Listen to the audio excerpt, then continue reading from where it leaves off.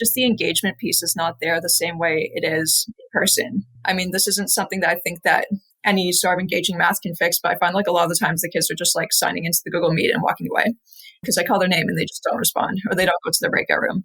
Especially with applied classes, I didn't have any this semester, but I'm thinking like, I'm glad I had some students who were really game to do stuff, but a lot of them weren't. And like, how can I really fix that? How can I translate? Just do it. Hey, like, Math Moment Makers. Today we are speaking with Danitte Kozai about how to prevent that student who shows up to your online class for attendance and then immediately disengages and walks away from the computer.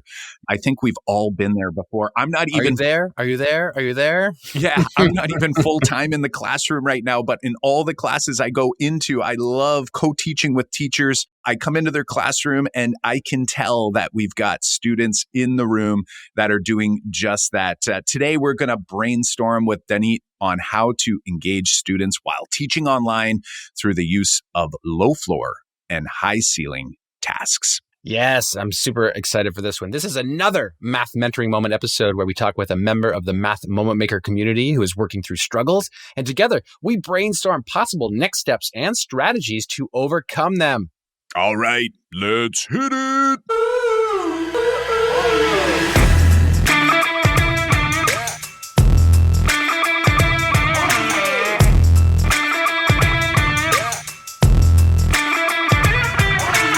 Welcome to the Making Math Moments That Matter podcast. I'm Kyle Pierce from tapintoteenminds.com. And I'm John Orr from mrorr-isageek.com. We are two math teachers who together, with you, the community of math moment makers worldwide who want to build and deliver math lessons that spark curiosity, fuel sense-making, and ignite your teacher moves. Welcome, everyone, to another Math Mentoring Moment episode where we get to chat with a fellow math moment maker from around the world and work through a struggle. And before we dive in here, we want to make sure that you folks have taken the time to explore some of our most recent full units of problem-based math lessons. Right, John. We've been busy adding full units to our Make Math Moments website. That's makemathmoments.com. And we are really excited to share one of our 6-day units. This one's called the Woolly Worm Race, and it was created specifically to help educators address teaching and representing fractions and adding and subtracting fractions, but also we sneak in decimals and percentages conceptually. We've also tossed in some more context-rich problem-based math lessons with our unit called Snack Time, where students will explore the tapintoteenminds.com classic 3-act math task, cheese and crackers, to use partitive division and partition and distribute slices of cheese to a specified number of crackers. Yes, that's definitely a classic that I used with many of my classes, except now with this whole unit of connected math talks, math sense-making prompts, purposeful practice, and a summative assessment. It's all straight there from the web browser for you to explore at makemathmoments.com/tasks. Super exciting. See you over at makemathmoments.com/tasks to run one of these awesome problem-based units in your classroom right now, today. All right, my friends, let's jump into our conversation with Danitte. Hey there, Danitte. Thanks for joining us here on the Making Math Moments That Matter podcast. How are things going up your way? I say up, it's kind of like northeast-ish from where we are, but just a few hours up the road. How are things going in your world? Yeah, things are good, thanks. Not really much to do with the lockdown and whatnot, but things are good. How are things going with you? Good. And you know what, Kyle? It's almost been a year now where we've asked that and people definitely bring up, oh, we're in COVID, it's lockdown, we're not doing a whole lot. And that's true, right? We're not really going anywhere. We're just hanging out. And that actually gives us time to chat with you. Yeah, and John, actually, I think like we're almost moving in on maybe a third of the time that this podcast has been out. We've been in lockdown. Is that like true? I guess, yeah. By the time this airs, it'll be like 2.5 years of podcasts. And it's going to be like almost more than a third. Yeah. More than a third in There's lockdown. our number sense coming in, right? Yeah. I'm going to model you send the picture over. We'll have a peek. Everyone's like, it's a podcast, Kyle. We can't see it. Danitte, well, welcome. We've met a few times through conferences when we were allowed to see each other face to face. But tell us a little bit about yourself. Tell our listeners where you're coming from, how long you've been teaching, and what's your kind of journey look like? Sure. So my name's Danitte Kozai. I'm a teacher in York Region District School Board, which is just north of Toronto in the GTA. This is my 5th year of teaching. I'm teaching at a school in York Region District School Board called Dr. G.W. Williams. It's in Aurora. Nobody's heard of it. Anyways, this is my 5th school in 5 years. As a new teacher, I kind of got bumped around a lot, but I'm the assistant head of the department here and I'm really excited about that. So I think I'll be staying here for at least the next few years, or as long as my contract goes. You actually brought back a memory because I know we were chatting on Twitter back when you were applying for this position as the assistant department chair, I think you said, or department head. And that's so awesome. I totally forgot about that and it just popped into my mind. So how did you land yourself in the teaching profession, in particular with mathematics? Like, what's the story there?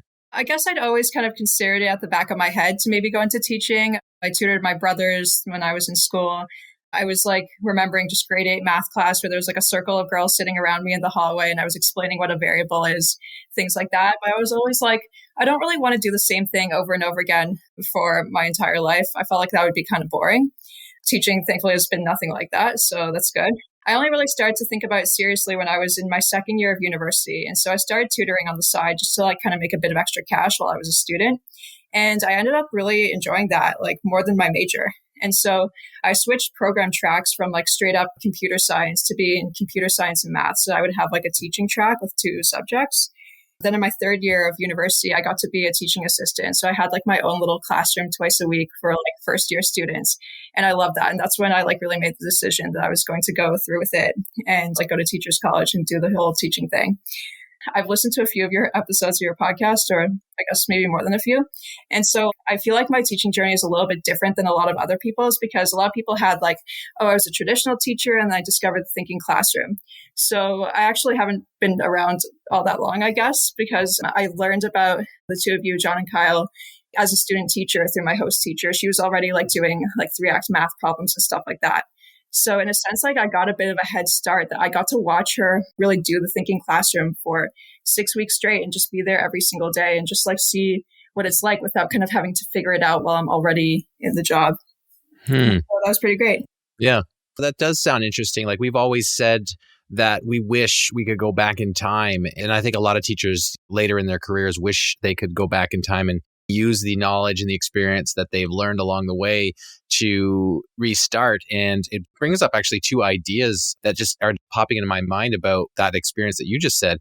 One is you're starting out feels like where we are. So it's like you're starting out at that time where it's like, we wish we could go back in time and reteach all the kids that we taught for 10 years through a thinking classroom, through our spiraling program, using our tasks to engage our students and fuel their sense making. And you get to start there. And that's such an exciting opportunity, which brings the second issue, or not issue, second, like, great thing that I'm thinking about is like, what is your career going to look like then 10 years down the road? Like if we've changed our thinking, modified it 10 years in or 12 years into our career, I'm wondering like 12 years into your career or even maybe a little farther since you're already 5 years in is like, what is it going to look like for you? That's like an exciting thought for me. And I'm wondering just about that, but I'm also thinking about like your past. There's a lot of thoughts flowing, but if you've listened to episodes before, you know this one's coming. It's what's your math moment? Like when we say math class, if you think back to your experience, like what is that defining stick in your brain math moment when we say math class? I always thought about this question, like if I ever got asked, and like I'm really excited that I get to answer it now. And I was like, I shouldn't share this story, but I'm going to share it because it's the only one that really Sounds sticks exciting. in my mind. Yeah. So it's not such a positive one, but there's like a kind of a silver lining, if you will. So when I was in high school, so I was in like the regular stream academic math in Ontario in grade 9. And then I discovered there was an enrichment class that I was not in. And that made me very jealous. And so I was like, I can do this. I'll sign up for it for next year. And so the grade 10 enrich class was like a whole other level. And from what I can tell from afterwards, it was like not a normal class. Like our teacher taught us imaginary numbers in grade 10, which is like way beyond what we were really supposed to learn and things like that.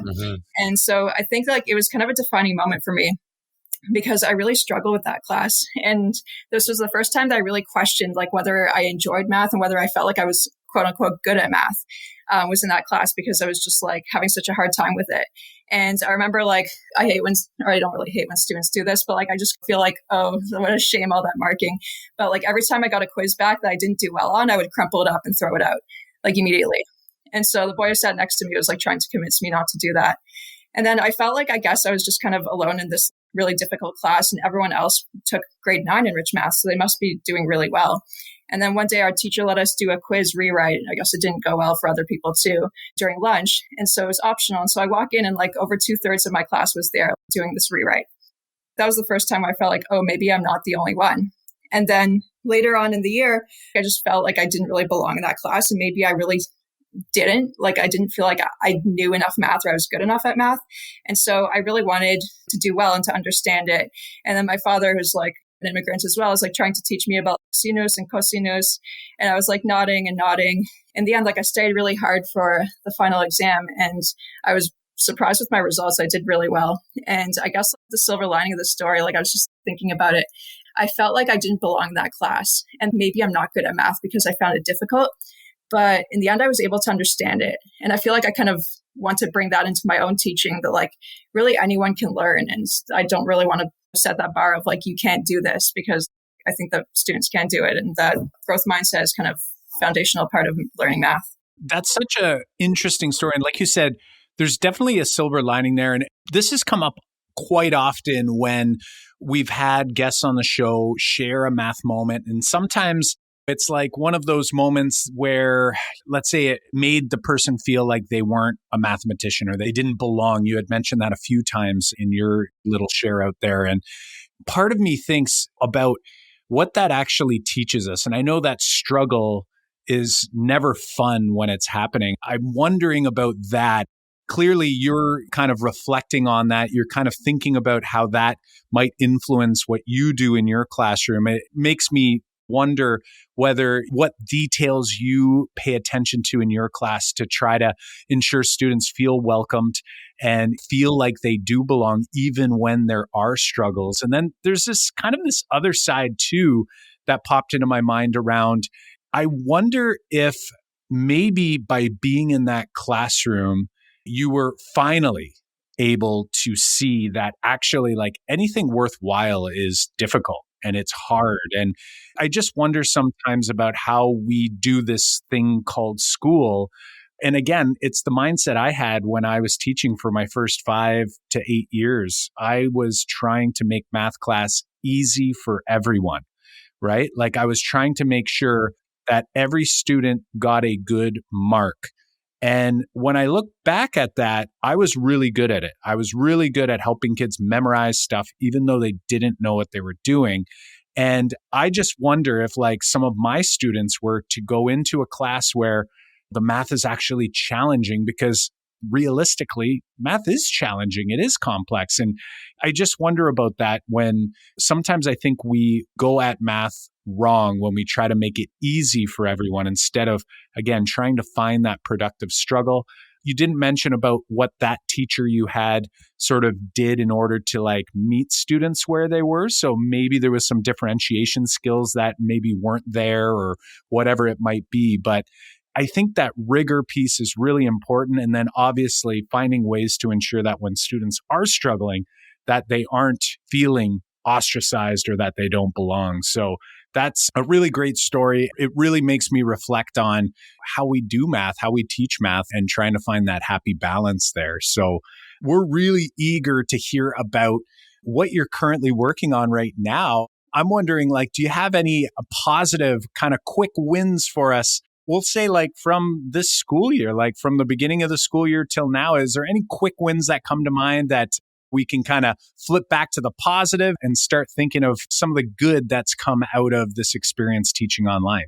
Actually, yes. So I've been fortunate to teach the grade 10 math course for most of my career, actually. I think I've taught it almost every year since I started teaching, well, like applied academic multiple times. And so the one thing that like a lot of the times kind of got me with similar triangles, and I didn't really have a good way to teach it. And so I ended up kind of showing them how to do it and like set up the proportion and all the little steps.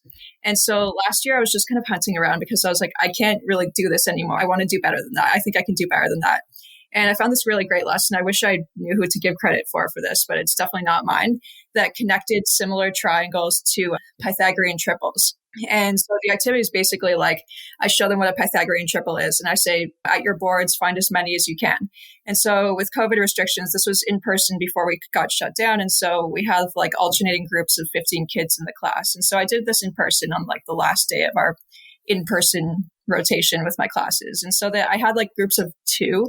I was in a computer lab, so like not at the boards, but like at their own tables. And I said, find as many as you can.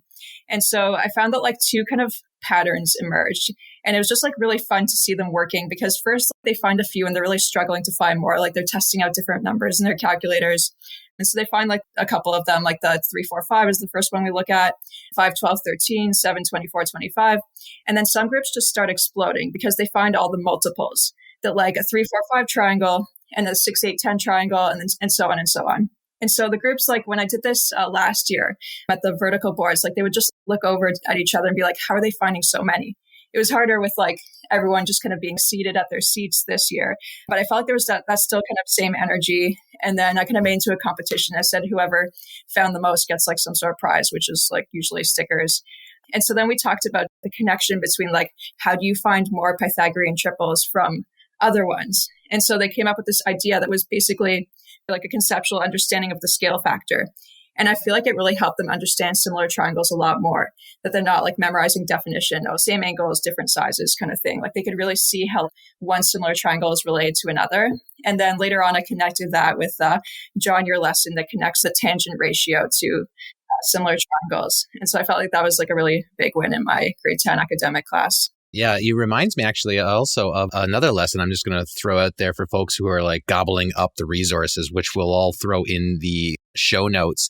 I think Kyle has found one here. He's putting in their show notes already about similar triangles and Pythagorean triples. That is a link to one. It reminded me of one from Al Overwick and his work on spiraling and problems through tasks, which is, Danny, where I started my similar triangle lesson, which is also looking at, say, families of triangles. We looked at like 3, 4, 5, and then we showed like the 6, 8, 10, and then we said the 12, 16, 20, and then 15, 20, 25. We said they're all a family. And then we looked at like, why are they all a family? And then they all start to look at the patterning, and then we kind of branch off from there similarly. So we'll throw that also link in the chat on that lesson, because I think that's a winner. But I really appreciate you sharing your lesson for us to kind of dive into and think about. And I think that's a great one to start. We'll also share the one that you mentioned about how I've taught how similar triangles connect to trigonometry, like the beginnings of trigonometry, and how we can do that through slope. And that was also a good pivot for me when I changed that lesson, instead of just saying, hey, here's trigonometry, here's the sine, cos, and tan, and we're going to do it this way. So it was a nice way to do that. So thanks for that big win. But now let's pivot a little bit. Let's start to think about what's a pebble in your shoe lately. The whole point of the conversation is that you're here to kind of chat with us so we can brainstorm something that you can take back to your classroom and work on and help your students out. So what's that pebble in your shoe that you could pluck out of there and that might make walking a little bit easier? I guess probably right now, the biggest struggle I find is really engagement with the online classes. So when I originally wanted to be on your show, my struggles were really, COVID was way far ahead. Felt like a whole different world, right? Yeah, it was a whole different world. So I haven't even been considering this. And so I have a pretty good idea and a good program for spiraling and stuff, and especially grade 10 applied. I've done a lot of work with that course. But just how do we adjust that to online? And I found that when I talk with other department members who are also starting at various stages of implementing Thinking Classroom. So people have been doing different things. And so we've had some success with breakout rooms, but I guess just the engagement piece is not there the same way it is in person. I mean, this isn't something that I think that any sort of engaging math can fix, but I find a lot of the times the kids are just signing into the Google Meet and walking away because I call their name and they just don't respond, or they don't go to their breakout room. Especially with applied classes, I didn't have any this semester, but I'm thinking I'm glad I had some students who were really game to do stuff, but a lot of them weren't. And how can I really fix that? How can I translate? Just do it. Just do any sort of thing the way we were doing before and make it engaging online from home in 40 minutes or however many minutes they give us. Engaging students face-to-face is a challenge, right? This is a topic that has come up so many times on the podcast, and it's so important because we've said it a billion times, like without the attention of the learner, and not meaning attention like sit there and just listen, but like without them actively engaged in what it is that we're trying to explore and investigate, really, it doesn't matter what you do after that, right? If they're not giving it a good go. And it makes it really challenging when you're teaching a course where oftentimes you have some students who typically haven't felt like, it kind of brings me back in a different way to your feeling in that enriched course where you sort of felt like you don't belong. Like oftentimes the students who disengage in a face-to-face environment are feeling the same way. They feel like they aren't able to do the mathematics, or they weren't born with the gene, or whatever the reason that they're telling themselves, or that they're feeling they're being told that through some grades or actions by others. It's a real challenge. And I know even here at home, my whole family is online right now, and my son's in grade 1. And we had another call from the teacher today, and Landon was watching YouTube, he's in grade 1. And it's like, oh goodness, hey, he is in grade 1. And I'm thinking to myself, yeah, I guess if I was in grade 1, and heck, if I was in grade 10, it'd probably be even worse, right? So this is a huge challenge. And I don't know whether we can do a whole lot about students who, let's say, are logging in and walking away. Like that is definitely a challenge. I mean, reaching out to the student and parents and kind of maintaining some sort of communication is definitely key there. But when it comes to those who are there, I think there is something we can do in regards to that engagement. Like, John, what's your thoughts? Because I know you've had some challenges with this too, just with your own groups, right? Yeah, like with my groups, I guess I wanted to just address the statement that you just made, Kyle, about we might not be able to help the kid who just walks away. We would argue against that in class, Kyle, right? Like we would say, like if the kid's sitting in class and they're pulling out their phone, that's like the same kind of analogy of saying like they've got their phone in front of them. We can't really fight that, or we can't really help them if they're going to look at their phone. I think we can help kids that are walking away from the computer by trying to give them a reason to not walk away from the computer, like not pull out their phone. That's our battle, right? So it's like, what can we do? And I don't think we're going to win this battle. Like, I'm not saying we are going to win, because this is a huge battle. But you're going to go to war though, right, John? Exactly. I think so. That's kind of like what I want to do. It's like, I'm not going to just roll over here and say, I'm just going to go back to teaching the most boringest way online as possible. Like, I know there's a lot to do, and I know because I've been teaching online too, and I know that it's real easy to like queue up a YouTube video because someone else made that lesson that was very just like, hey guys, we're going to learn how to solve equations, and you just do this and you bring this over and you do this. Like, there are a million videos out there that do that you could just go click, put that in your Google Classroom and say, guys, watch this video and here are your homework questions, and then you sign off for the day. Like, that is not going to get that kid who's just turning on the Google Meet and then walking away, right? They're like, well, why do I need to sign into my Google Meet if I'm just going to be told to watch a video anyway? And I could do that later tonight, or maybe I could just do the homework questions without doing all this. Like, we got to have something if we want to continually engage our kids in mathematics as a discipline, as a thought, as this thing that mathematics is bigger than just learning procedures. It's about problem solving. It's about curiosity. It's about sparking something within inside us. I think we can do better than that. But I think there's a lot to that. So I'm curious right now, Danny, to like, what have you done so far to kind of like I know that you're asking about like applied level students, but I think what's going to work with applied level students is also going to work with the academic students that you've been teaching. What are some good practices that you've been using so far? Like, maybe start with, like, you mentioned breakout groups, and some folks are like, yeah, I've heard about breakout groups, or I've tried a breakout group, just didn't go great for me. Like, maybe do you have some tips there to kick things off to say, hey, what's been working for you maybe in breakout groups? And then maybe we can go down that path to figure out like, what could we do to kind of like battle this? Sure. So I guess like the closest I can get to simulating online what I used to do with vertical boards, or try to do, is like with the breakout rooms, it's basically like some of the apps like Zoom and Google Meet have it built in. There are others where like there's tons of Chrome extensions that you can find to do it, but basically like puts them into like a random group of however many students you choose. And so I'll admit that like I haven't done this very often because I've been like stretched pretty thin with this semester. I have 2 new preps and I got 4 days notice that I'm teaching computer science this year after like really not having taught it, being part of the math department for the past 4-ish years. So that was a bit of a surprise. But when I did try like for some of the things, well, I think what I first started with was trig identities in grade 11. And I was just like, that was the thing that I really wish that they could really work together on, because like you often need more than one perspective when you're doing something like that. That's a little bit more of a puzzle, as opposed to like, here's the process where like everything has a process, but identities aren't really something where it's like the same steps over and over again. So anyway, so the breakout rooms, so I put them into groups of, I tried to aim for 2 or 3, maybe a couple more because some of them don't necessarily engage. And I made a Google Jamboard, and each group, like whatever your group number, corresponded to your slide number. And I put the same question up on each board. So there was like some response to that. Like some of the groups, the students were actually like, I'd pop into the room and I'd hear them talking. And like one person would be writing with like either a mouse, or if they had a tablet or a phone, then they can write with their finger. And so they'd write on the board. And then I could like see their work. And it was kind of like the thing with the vertical boards where you can see what everyone's doing at once. It's just the students couldn't really see each other or hear each other. So they're missing out on that. And I found there was like some success with that. I found some groups were kind of reluctant, and when I walked in, like not really walked in, but like when I entered their breakout room, it was just like completely silent and like nothing was happening. Nobody was writing. And so I asked what's going on, and they told me, oh, we're each solving it separately, and then we're just going to put up one of the answers. And so that kind of seemed like it defeated the purpose. I think the nice thing was I could kind of look at all the boards at once and flip through them. So if a student's talking to me and I'm listening to them, I can also be like looking at the other slides and seeing where everyone else is at and not seem like I'm rude by not looking at them. So that part was kind of nice. But I guess like just how do we get students to buy in? Because they don't really want to do anything.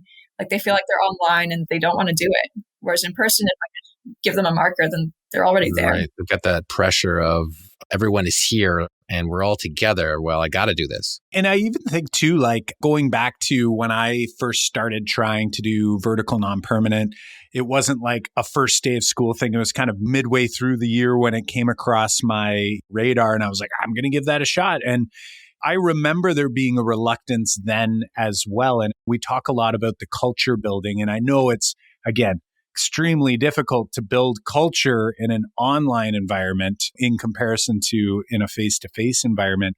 But I'm wondering, like, what does a prompt sort of look like, sound like to get them started? So, for example, I know you use the trig identities as an example, which I agree, like that's sort of something that you can kind of work together and talk through and look at it a few different ways. That's always super helpful.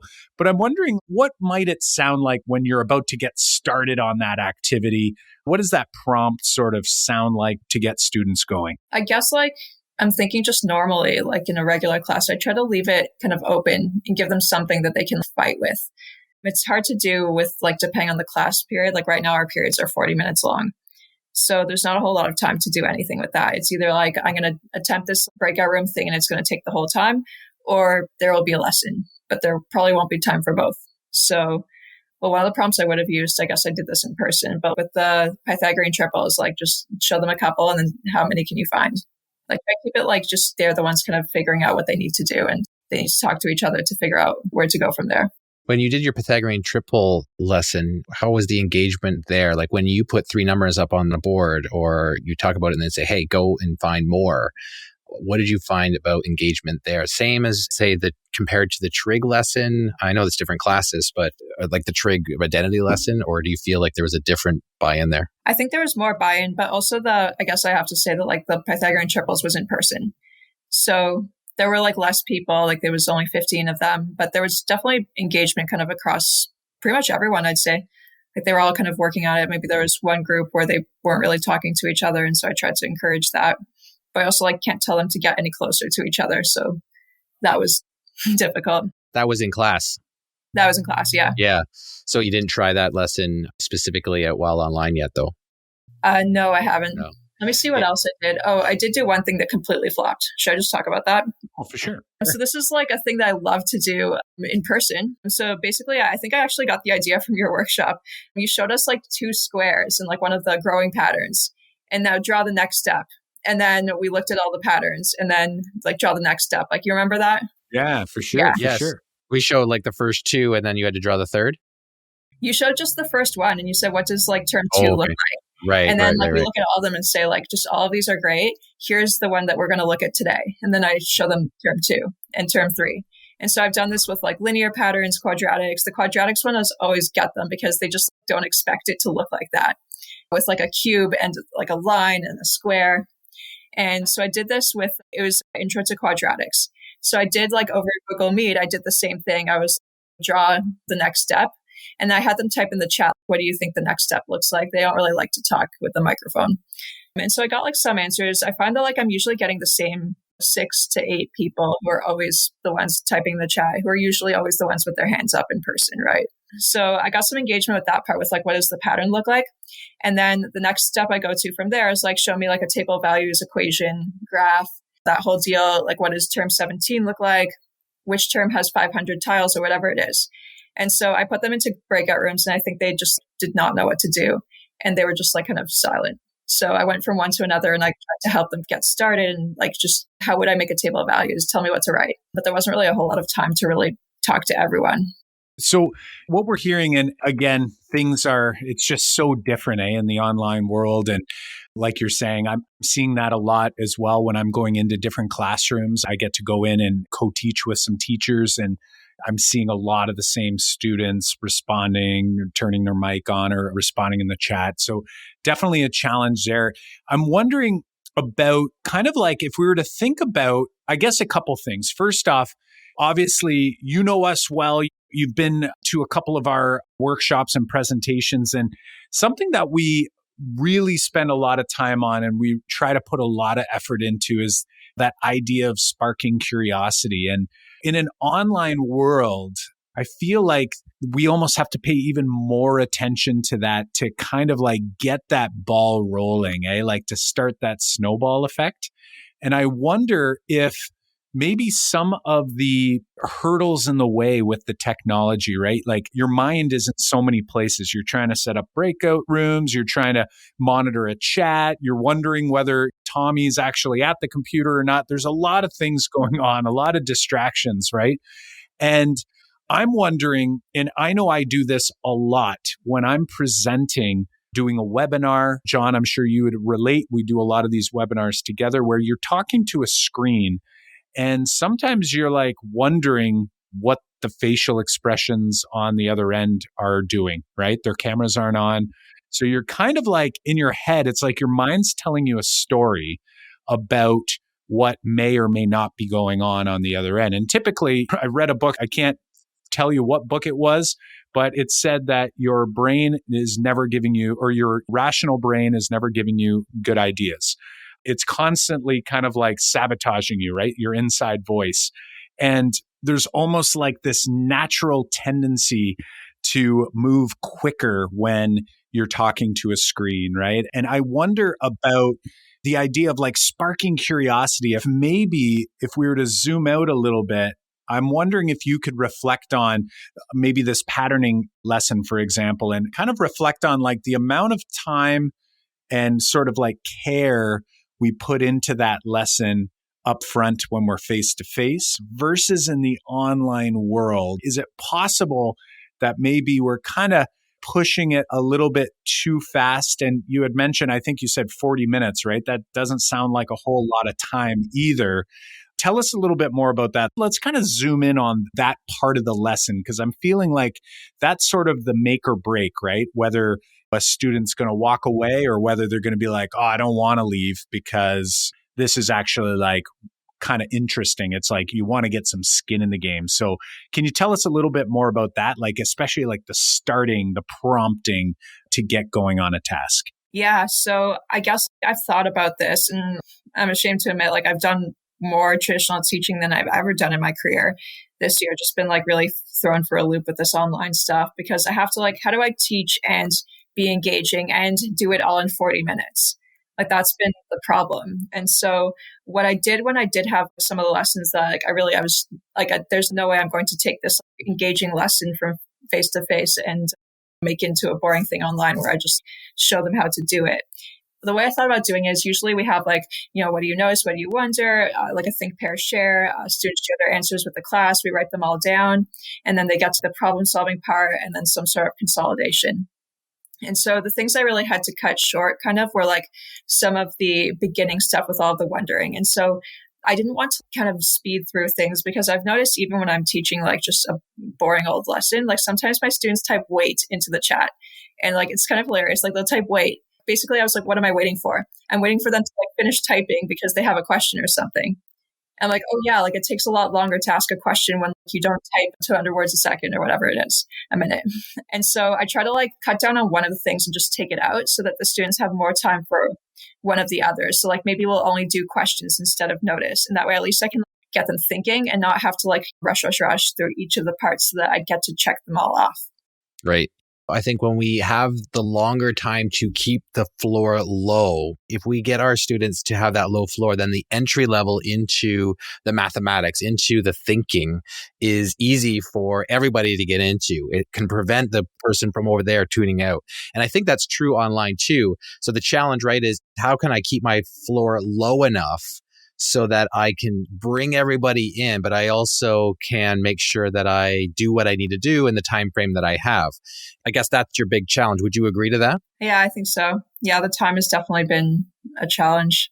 I think so too. It's like I have to ask myself that too. Like I have all day with my students, but I have to, that's still because I'm in a quadmester situation where we have all day, but I've broken it up into blocks, periods of the day. And so like you've experienced teaching online, someone just told me that you're going to move through material much faster, but because I want to keep floors low enough and get the engagement and get kids to respond and have our conversations, it actually takes longer, like we've just talked about, because I think someone who said it's going to be faster is just going to be like, I'm just going to show you, or I'm going to give you a video and we're going to move on.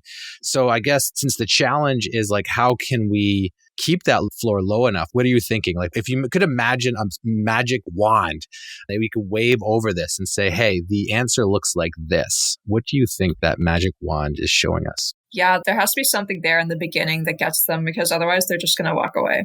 So in person, it would be really a question that anybody can answer. So like that's why the notice and wonder is like often really good to start with that. And usually I'll play a video like 3-4 times just so that everyone can kind of see it and figure out what's happening. Yeah, I think like that's good. I don't know what else to like, just where do we go from there? Like, how do I just see that students were actually like not tuning out when I'm explaining the instructions, and then they're whispering like, what do we have to do? But there's nobody to whisper to, and like they're online. Right. I think like getting action is quick, and getting action from them as often as you can is really key. And how you can do that can be in lots of different ways, but keeping that floor low enough is super important. One way like I did that this week was, and I shared this in a video recently about the activity I've used many times in class, which is truths and lies. And I used to call it 2 truths and lies, which kind of said there's only 2 true statements and 1 lie. And then it was easy to pick out the lie or a true. But I changed it to truths and lies because they could all be true or they could all be lies. Let's make it a little bit more interesting that way. And so when we try to engage our students, I find that especially in lots of different grades, like not say, and this works great, especially in higher grades, because there's less and less, say, real world problems out there to kind of engage our kids with at an abstract level, is doing like a truths and lies activity, which is an activity that's like really low floor for everyone to get into. And you can bring out great discussion and great thinking at the same time. And so one way I did truths and lies this week online was I showed 2 equations, and it can be just any old equations. It could be whatever you're working on. It doesn't have to be equations. It could be lots of different things, but it kept the floor low enough because it was just write down. It was like, what are some true statements? What are some lies about these equations? Like have the kids make up their own. Instead of me saying, hey, here's some truths and here's some lies, verify which ones are true, which ones are lies. That like turns the math dial right up real fast. And where if you keep it low floor enough that you can get kids to say, it could even be like, I see a 2x, like that's true. That's almost like a notice and wonder at the same time. So I guess the point I'm making here is that the activities don't have to be, say, video always the time, right? It can be like, we can bring in other activities that generate discussion and good thinking to keep the floor low enough. And then it's like, once truths and lie statements come out, we can share them back and forth. And then we can also introduce more complex ones. Like I've done the breakout groups where everyone got a set of equations, a set of a graph, maybe if it was a different problem, and they had to create their own two truths and lies and then post it on a Padlet board for everyone to kind of verify. But some kids will create really easy questions. And then it's like, okay, you created the easy set, now create the hard set. And so it's like, you can now go to the high ceiling. So I think the lower floor is our key, but how can we keep the floor low enough and get that discussion going? I think that's the magic wand is keeping that floor low. How can we do that? We got to get that discussion happening, get action in, and then move them up slowly. I like that. And I like that it can work at any level too. That could work as easily in like a grade 9 class as like a grade 12 MHF calculus or a calculus class type of thing. So that's cool. I like that idea. I'm thinking as well, estimating is big as well. I find like getting everybody estimating, asking them, and like when no one's responding, asking questions that almost make them accidentally respond. So for example, if 3 people make an estimate, then picking one of them and saying, oh, there can't be anybody here who estimated lower than this. And then all of a sudden 2 more trickle in. And how about anybody higher than this? Okay. And I'm trying to model it on a number line using Braining Camp or a document camera, and like trying to, again, get like really loose conversation going and to kind of letting everybody kind of have that voice, and doing that early and often, I think is really important. And then the other piece too, and this is kind of like, I guess coming in near the end of a lesson, is trying to think of, and I know in a face-to-face environment, a lot of teachers do like a ticket out the door type thing. And that's something that I think in the online environment, even if it's one consolidation prompt, when you go on our Make Math Moments problem-based units and lessons, we usually have 1 or 2 consolidation prompts, which is essentially just like a quick gauge for us to get a sense of who heard what. All right. That's like a Lucy West quote. She says, like, I need to know who heard what. And even collecting that, not suggesting that every day you're doing a full assessment / feedbacking everything, but just to get a quick glimpse of where everyone is at. And when I see that there's some students that either aren't submitting, which again, they're not engaging in the lesson, maybe they are walking away, whatever it is, this is kind of like part of what I think John's getting at as well, is like, okay, so we want to find ways to keep them there and make them want to participate. But then if, let's say, they're just not even giving it a chance, they're logging in and they're going on YouTube like Landon, at the end, you're looking at this and you're looking to see like kind of who heard what, where is everybody? And then if I'm seeing there's 5, 6, who knows, however many students that aren't submitting this, that's where I think investing a little bit of that extra time, I know nobody wants extra on their plate, but to be able to reach out to the student and the parent and just kind of touch base and, hey, what's going on? Are you with me? Was the internet down? Like, what's happening here? And trying to keep that communication line open to try to hopefully nudge that student to engage. Because had we not gotten a phone call today from my son's teacher, I would not have known that he was in the middle of a very, very important YouTube video during the morning lesson. So those are things that I know it's like, when are you going to find the time to do that? Everybody's working really hard right now. But I think that is something too that we don't want to forget, is that keeping everybody in the loop, keeping that student in the loop. Like oftentimes, especially high school students, I know I was this kid, I would try to cram. I would do little during a unit of study, and then I would wait until it mattered. Trying to keep that culture in your class that everything we do is assessment and it goes towards evaluation. Like it all matters. And if all I have is just like a couple things once every week or so, or 2 weeks, then it's just not enough. Even if they're really good at it, they're really good at last minute studying or whatever it is. We want to encourage students to see that, you know what, there's a payoff for participating here. So hopefully you're enjoying the lesson because we're trying hard to get you talking and engaging, but then also that I'm going to recognize and I'm going to use that information, that data, to help inform what you know and what you need to work on. moving forward. So I'm going to pause there, and we're getting close to the end here. So I'm going to pause and ask you for some final thoughts, maybe any takeaways from this particular conversation that are circling around in your mind that you might want to give a little bit of thought to in order to try to put into practice.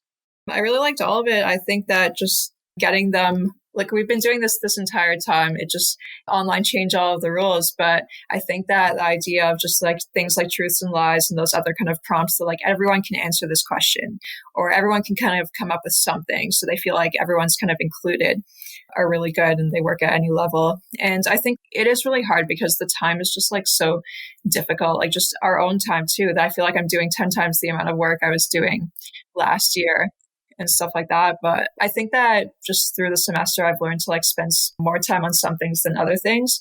Like in my computer science class, for example, I just kind of made it up as I was going along in the beginning. And one day I decided, I was like, you know what, exercises, like some of like the small programs that you're doing as you're learning how to do something, you can submit as many times as you want. I'll make it summative. And like it'll count for marks and you can just redo it as many times as you want. And it's like, that's how kind of my students learn to become programmers. So I invested the time on marking like those little things that they kept resubmitting as opposed to like marking a big project. And I feel like just kind of taking that kind of approach where like the learning is ongoing, like you were talking about with like, you know, the consolidation prompts and stuff like that. I think it's like worth having that conversation over and over. And you can kind of get more out of that than out of like one big test after a few weeks. Right. Before we take off here, I'm wondering if you would compare like how you're feeling before you came into this call about online learning and your struggle and your pebble in your shoe, and then how you're feeling right now. I feel good. Like, I feel like I'm kind of inspired to like kind of get to work and like just really try some of these things. And so thank you. I appreciate it. We've had an awesome chat here. And please know, I know there's so many people listening going, that is exactly what I'm struggling with right now. This is a struggle. Like John said, we're going to battle it. It's not going to necessarily go, all of it's not going to go away necessarily. And we're all like, think about it. We're all first year teachers at teaching online. Really, when you think about that, you go, holy smokes, you could be a 30-year experienced vet, or you could be fresh out of teachers college. Everybody is battling with the same sort of scenario and didn't even have an opportunity to like practice teach this way, So you're doing great work. We can tell like you're really invested. We always knew that about you, the times that we had an opportunity to meet and chat with you. We just want to let you know that we're rooting for you. And we're so happy that you spent some time with us tonight in the Math Moment Maker community. So our last question for you is it okay if we maybe check in with you down the road 9 to 12 months from now and see how things are going in your world? I would love that. Awesome stuff. That would be great. And we'll reach out to you to kind of set up a time on that. But definitely want to thank you for spending some time with us here on the Making Math Moments That Matter podcast. And we hope you have a great rest of the school year. Thank you so much. Likewise. As always, friends, both John and I learned so much from these Math Mentoring Moment episodes. But in order to ensure we hang on to this new learning so it doesn't wash away like footprints in the sand, we have to reflect on what we've learned. An excellent way to ensure this learning sticks is to reflect and create a plan for yourself to take action on something that you've picked up here today. A great way to hold yourself accountable is to write it down, or even better, share it with someone, your partner or colleague, or with a member of the Math Moment Maker community by commenting over on the show notes page or tagging us at Make Math Moments on social media, or get over in our free private Facebook group, Math Moment Makers K-12. Yes. And friends, if you haven't, head over to the makemathmoments.com/tasks page. We've got all kinds of problem-based lessons and full units for you to explore. Day 1 is fully open, including the teacher guide for you to explore. So head on over and check it out. And the rest of the unit is still there, available for you to use. But again, Academy members will be the ones who can access the actual teacher guide. So go over there, dive in, and explore some of those tasks over at makemathmoments.com/tasks. Also, if you're interested in joining us for an upcoming Math Mentoring Moment episode where you too can share a big math class struggle, apply over at makemathmoments.com/mentor.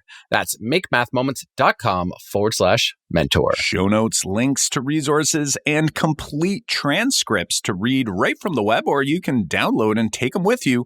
Head on over to makemathmoments.com/episode 117. Again, that's makemathmoments.com/episode 117. All right, Math Moment Maker friends, until next time, I'm Kyle Pierce. And I'm John Orr. High fives for us. And high five for you. Ooh.